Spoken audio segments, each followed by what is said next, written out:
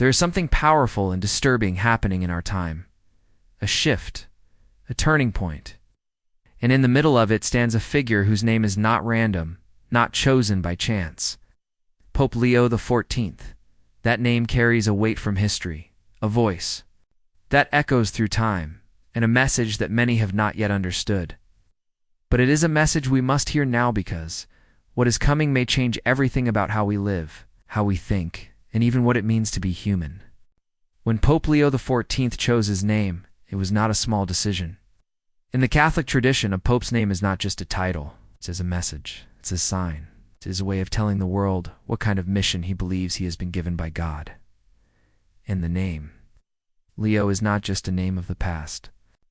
It is a voice from history rising again to speak to our time. It's like Leo XIII spoke to the chaos of the Industrial Revolution. Leo XIV is speaking to the deep confusion of the digital age.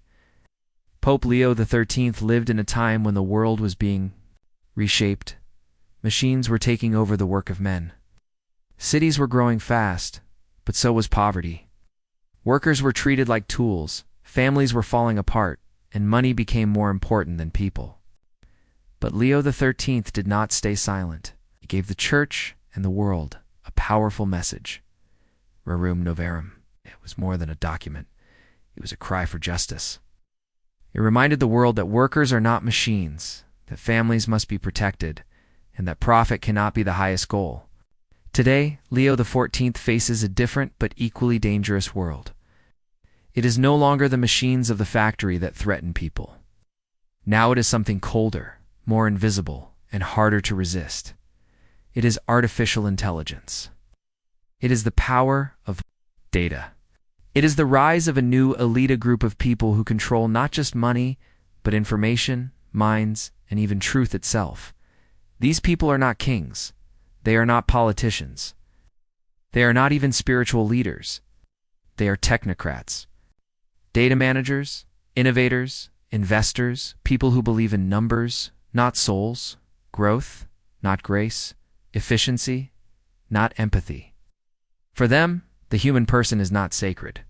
He is a user, a product, a number, a cost. If he does not produce, he is not needed. If he cannot adapt, he is left behind. The Church, once again, is standing at a threshold. Just like it stood at the edge of the industrial age, it now stands before the digital age. And Pope Leo XIV is not just offering an opinion. He is raising a warning. He sees what is coming. And he is not afraid to speak. In this new era, man is not being exploited the way he was in the factories. He is being rewritten. His thoughts, his choices, his value, they are being shaped by systems that most people do not understand. Algorithms decide what we see, what we buy, what we believe. Artificial intelligence is praised as a miracle of progress, but it is slowly replacing something deeper. The human soul. We are told that this is freedom, that this is the future. But is it? What kind of future turns people into data points? What kind of progress forgets the person? Pope Leo XIV is asking the world to think again, to look again, and to remember something that is being forgotten. That every human being is created in the image of God, and no machine, no matter how advanced, can replace that. This is not just about technology. It is about meaning.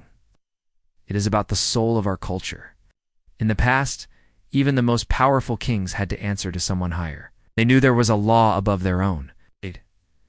But today, many leaders believe they are the law. They answer to no one, not to God, not to the people, not even to truth itself. And that is why this moment is dangerous. What Pope Leo XIV is doing is not easy. Many around him are silent. Many inside the Church have grown comfortable with compromise. They speak soft words, words that please the world but do not challenge. Words about inclusion and adaptation, but not about truth and courage. And yet the faithful feel something is missing. They know that the world is changing, and they are looking for guidance that is clear, not vague. True, not trendy. That is why the choice of the name Leo matters so much. It is not just a memory. It is a sign of a mission. Leo XIII faced the powerful forces of industry. Leo XIV now faces the silent force of artificial control. Both understood something many forget. When man is no longer seen as sacred, everything becomes possibly even injustice that looks efficient, even control that looks like convenience. In many ways, this moment is more subtle than the past. Today's elite do not need armies or empires. They have systems, platforms, networks, and above all, data. They shape how we work, how we speak, even how we pray.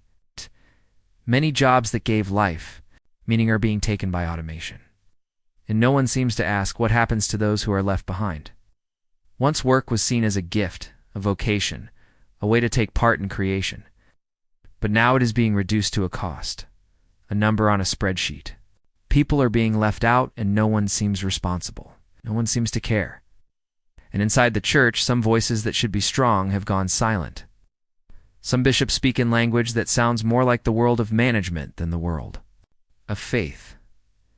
Some theologians focus on being accepted rather than being faithful. But Pope Leo XIV is not one of them. He is not trying to be popular. He is trying to be true. He knows that this is a time for clarity, not comfort, for courage, not applause, for a voice that speaks not what people want to hear, but what they need to hear. He is not just talking about the future of work or the dangers of AI. He is talking about the very idea of man. What is a person? What is life for? These are the deepest questions of our time, and only a church that dares to speak with faith, reason, and love can answer them. Just like Leo XIII once called the church to defend the worker and the family, Leo XIV is calling the church to defend something even more basic, the human being himself. Not just his rights, but his soul. Not just his job, but his dignity. Because when truth is replaced by opinion, when value is replaced by utility, then humanity is at risk. That is why this moment is prophetic. The crisis we are facing today is not just about machines or data. It is not just about losing jobs or changing lifestyles. It goes deeper than that. It is about losing our direction, losing the very foundation of who we are. In this world of rapid change, where truth is treated like a personal choice and values shift like the wind, people are beginning to feel lost. And when people feel lost, they search for something steady, something unchanging. That is why the voice of the church matters now more than ever. Pope Leo XIV sees the confusion clearly. He knows that technology, though useful, is not neutral. It shapes how we think. It influences how we feel. More than anything, it changes how we see each other. When everything becomes data, people stop being persons. They become results, behaviors, and patterns. But a person is not a pattern. A person is not a line of code. A person is a mystery, a soul, a reflection of the Creator. The world today often forgets that. It talks about progress, but forgets purpose. It praises innovation, but forgets intention. It builds faster and faster, but never stops to ask, why are we building? For whom? At what cost? That is where the church must step in, not as an enemy of progress, but as a guardian of meaning. Not to stop development, but to guide it. Because without guidance, even the greatest invention can become a danger. Without values, even the most powerful technology can turn against the person it was supposed to help. And yet, as this change sweeps through every part of life, many voices that should be strong are growing weak. Inside the church, some leaders no longer speak with the power of prophets. They speak like diplomats, careful not to offend. They worry more about being accepted by society than about being faithful to the gospel. They speak of unity, but forget that unity without truth is just confusion. They speak of peace, but forget that peace without justice is only silence.